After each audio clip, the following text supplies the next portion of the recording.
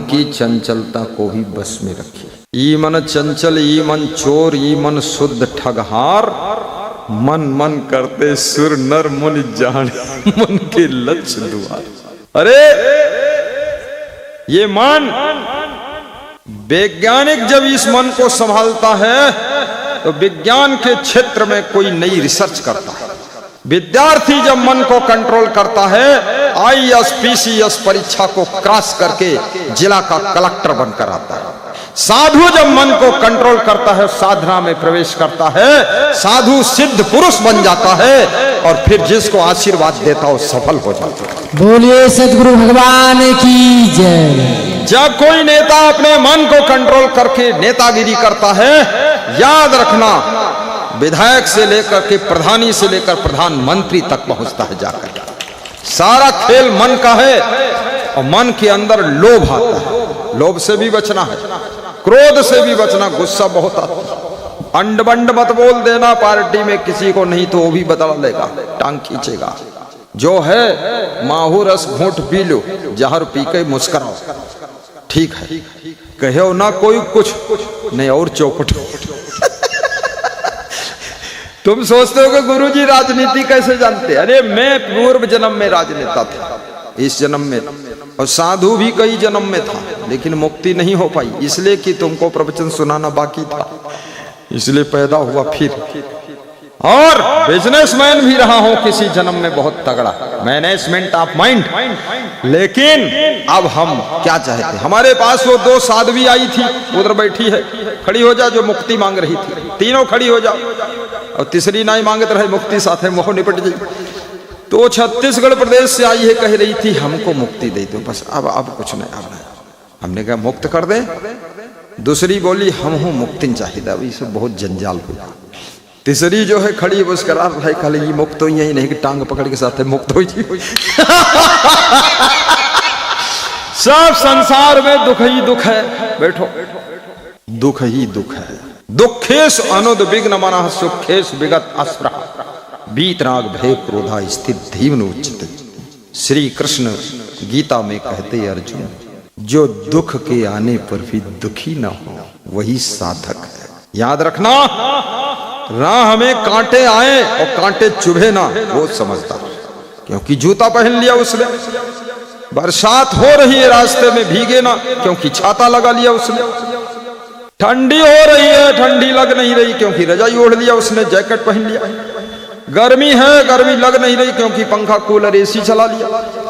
दुख है पर दुख लग ही नहीं रहा है, क्योंकि विवेक और संतोष पैदा कर रहा है। दुख लग नहीं रहा। एक ही घर में रहने वाले 10 लोग बराबर दुखी सुखी नहीं होते, कम ज्यादा दुखी सुखी होते। जिनके पास विवेक है वे कम दुखी होंगे, जिनके विवेक बिल्कुल नहीं वे बहुत दुखी होंगे। घटना चक्र तो संसार में हो ही रहा है, लेकिन याद रखना दुखी होना न होना ये आपके विवेक के ऊपर निर्भर है। बिन विवेक कोई ना सुखी, बिना किए संतोष, सबको देखो हाल या पढ़े अपढ़ मन कोस।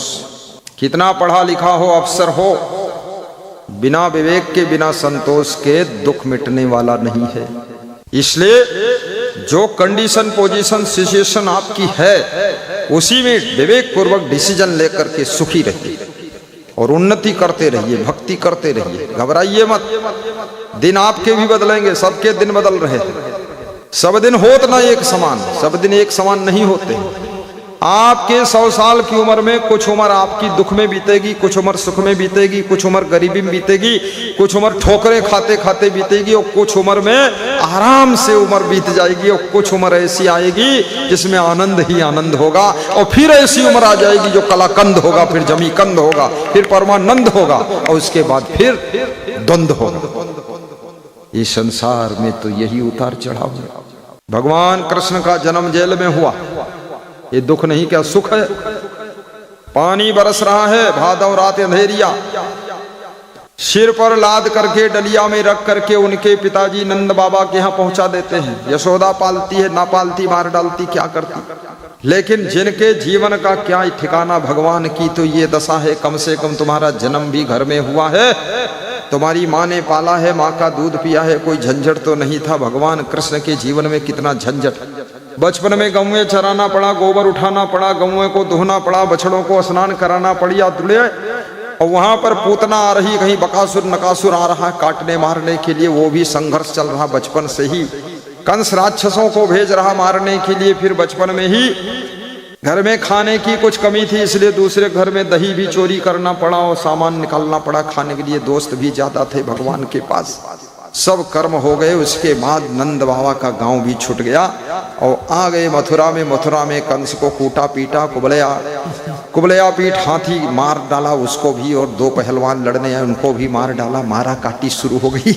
उसके बाद पढ़ने के लिए चले गए उज्जैन में। संदीपन गुरु के पास पढ़ाई किया। सुदामा जैसा मित्र मिल गया। वहां परशुराम पहुंच गए। बोले शिक्षक समय पूरा हो गया, अब युद्ध शुरू करो, आतंकवाद बढ़ रहा है। फिर आए वहां से चक्र सुदर्शन लेकर। फिर मार काट हुई। फिर जरासंध बिहार से आ गया, चढ़ाई कर दिया। भगवान ने अपने यदुवंशियों से कहा छोड़ दो मथुरा, निकल चलो यहाँ से, यहाँ मुश्किल मामला है, क्योंकि जरासंध बड़ा उदंड आदमी है, बहुत कठिनाई हो जाएगी। यदुवंशी बोले नहीं जाएंगे, नहीं जाएंगे। बोले मत जाओ, हम तो जा रहे हैं। भगवान निकल गए। यदुवंशियों की बहुत कुटाई हुई और कूटे पीटे गए सब। आधे बचे, आधे मर आ गए। क्या हुआ? भाग गए भगवान। भगवान को भागना पड़ा। तुम तो भागना भी नहीं पड़ा है, उसी दुबौली गांव में दबे पड़े हुए हो। भगवान को भागना पड़ा, जान बचाना पड़ा। भाग कर गए द्वारिका, गुजरात पूरा लांग गए। समुद्र के पास पहुंचे, वहां भी सेना लेकर दोबारा पहुंच गया जरासंध। आक्रमण कर दिया तो भगवान समुद्र में कूद गए जान बचाने के लिए। और समुद्र में तैर करके एक टापू था जिसको भेंट द्वारिका कहते, वहां जाकर के जान बची। वहां जरासंध की सेना नहीं पहुंची, तब भगवान की जान बची। तो भगवान वहां क्या खाएं, तो वहां केवल दाल होती। वो टापू पर मैं 2 घंटे रुका हूं। आज के 30 साल पहले गया था, तो वहां बड़ा विकास हो गया। तो टापू पर केवल दाल होती है। तो उन्होंने फोन लगाया सुदामा को, पोरबंदर 80 किलोमीटर है यहाँ से, द्वारिका से ले आ चावल दाल मिलाकर खाऊं, मर जाऊंगा यार, क्या लफड़ा फंस गया। भगवान को इतना झंझट पड़ गया, तुमको तो कोई झंझट नहीं, तुम तो इतना दाल भात खाते हो, रोज पेट में गैस बनती है, फिर भी गैस सिलेंडर खरीदने जाते हो। दुनिया भर के लफड़े भगवान को फंस गए। राम भगवान को भी वनवास जाना पड़ा, सीता हरण हो गया, लक्ष्मण को शक्ति बाण लग गया, बाली को मारना पड़ा, रावण कुंभकर्ण को मारना पड़ा, सब प्रपंच में पड़ना पड़ा। तुमको तो इतना बड़ा युद्ध भी नहीं हुआ, तब भी मुंह ऐंठ कर बैठते हो, हंसते रहो, जिंदगी क्या बर्बाद कर रहे हो। कुछ नहीं है, जो मिला है पर्याप्त है, जो नहीं मिला है उसको प्राप्त करूंगा, और जो मिलने वाला नहीं उसका त्याग करूंगा। जो मिल करके भी खो गया उसको भूल जाऊंगा, और जिसकी जरूरत है उसके लिए ताल ठोक कर मेहनत करूंगा और उसकी भी उन्नति करूंगा। ऐसा संकल्प होना चाहिए प्रभु। बोलो साहब, क्या नाम है? जयचंद गौड़। कौन है जयचंद? खड़े हो जाए करो। दूसरा गोविंद गौड़ कौन? जय गोविंद गौड़। तीसरा सुग्रीव कौन? और गंगा सबसे छोटा है, जो सबसे छोटा वो गंगा, और गंगा लाया सत्संग की गंगा। बहुत अच्छा आदमी है गंगा गौड़, बचपन से जुड़ गया मेरे साथ, पूर्व जन्म का संस्कार था। गुरु से जुड़ना कोई आसान नहीं। बैठो, चारों भाइयों की जय। राम लक्ष्मण भरत शत्रुघ्न है, पर वो राम नहीं जो वनवास जाएंगे, घर ही में रहेंगे। हाँ, चिंता मत करना, साहिब बंदगी। तो मेरे कहने का तात्पर्य ये है कि दुखेश अनुद्विग्न मना, जो दुख के आने पर भी उद्विग्न ना हो, अर्थात उलझे ना, अर्थात शांत रहे, अर्थात खुशियां जिसकी खोए ना। सुखेश विगत अस्रहा, और सुख मिलने पर उस सुख को भोग सके और अधिक सुख मिले, ऐसी कल्पना करके दुखी ना रहे। मनुष्य के मन की सबसे बड़ी गलती है, जो सुख मिला है उसको भोगता नहीं है, उसको भूल जाता है और कहता है और सुख मिले। जिस कार में बैठा है उसका आनंद नहीं ले रहा, सड़क पर दूसरे कार देखा, बोले ये ठीक है, हमारी तो फटफटी है, बोले ये ठीक। जो पत्नी मिली है उसमें खुश नहीं है, और दूसरे की पत्नी चाहे कुतनी हो उसको देखकर कहते ये ठीक ठाक है। तुम कभी सुखी नहीं हो पाओ। जो पति मिला है उसमें खुश नहीं है, दूसरे का पति देख, हाँ ये मॉडल पति हो चाहिए, और वो पक्का बौड़म है जिसको मॉडल बता रहे।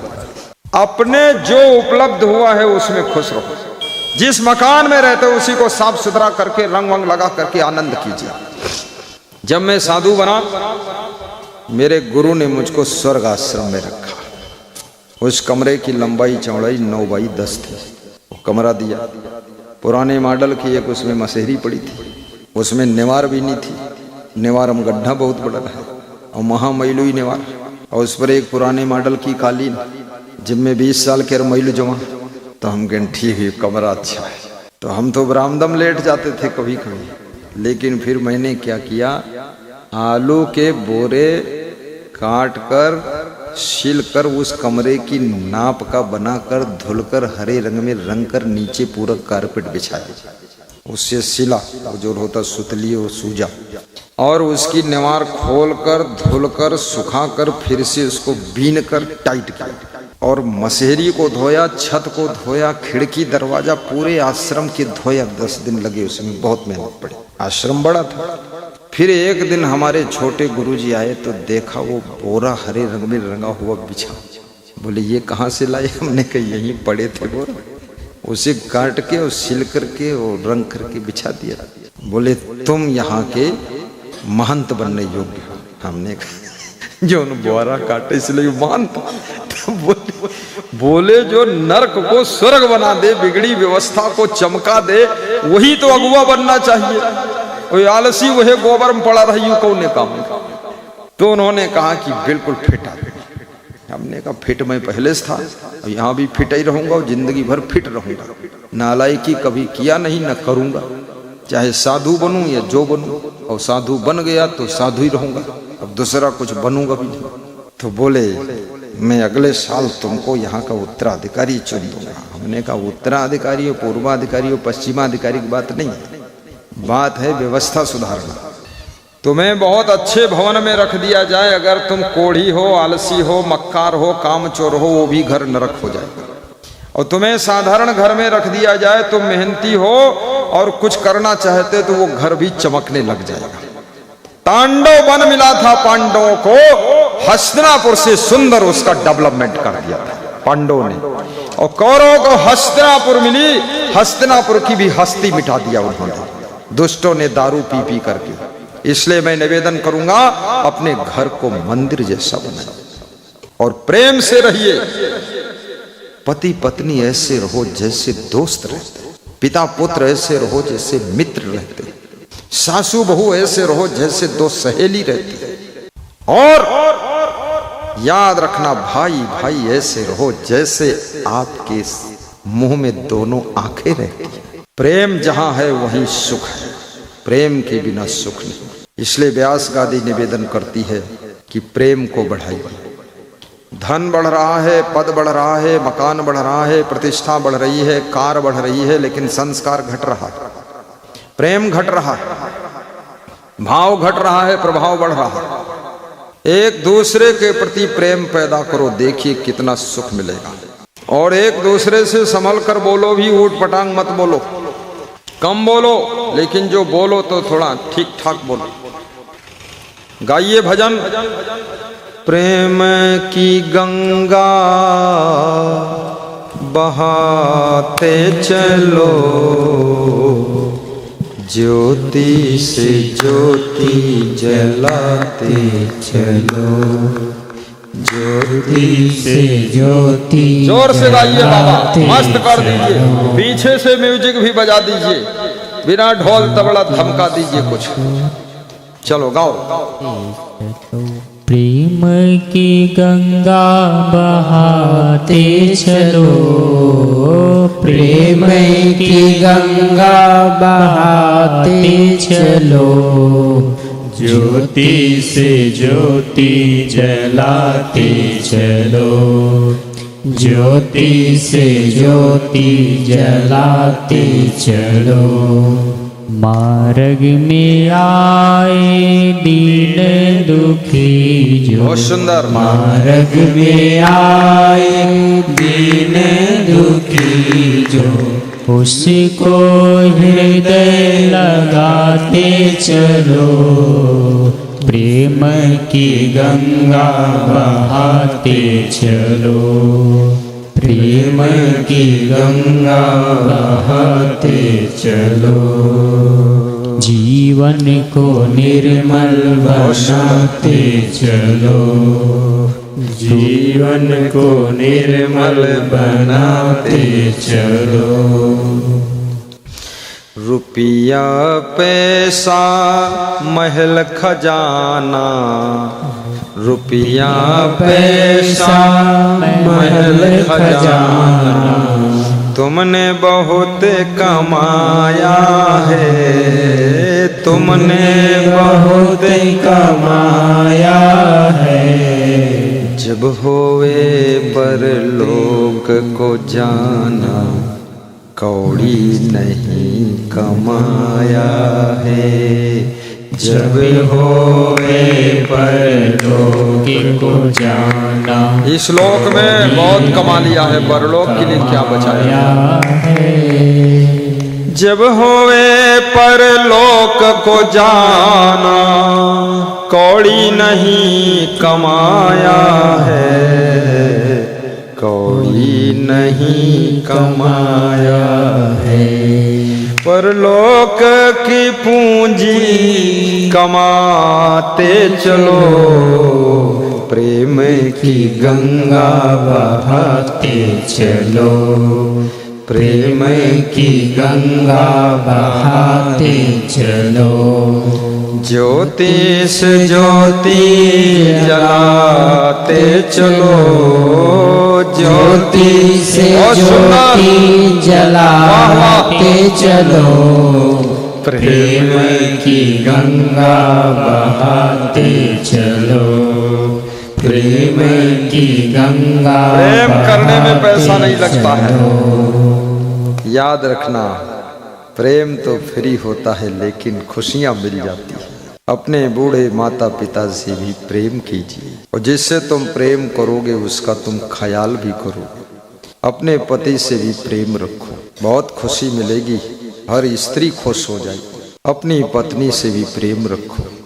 यदि सच में तुमको प्रेम है अपनी वाइफ से, तो तुम दारू न पी सकोगे, फिर तुम पान पुड़िया तम्बाकू न खा सकोगे। बच्चों से अगर बहुत प्रेम है, तुम ऐसी वैसी आदतों को अपने आप छोड़ दोगे, क्योंकि जिससे प्रेम करते हो उसकी तुम चिंता भी करते हो, और जिसकी चिंता करते हो उसके लिए तुम कुछ करना चाहते हो, और जिसके लिए तुम कुछ करना चाहते हो उसके लिए तुमको खुद में बदलाव करना पड़ता तो भी कर देते हो।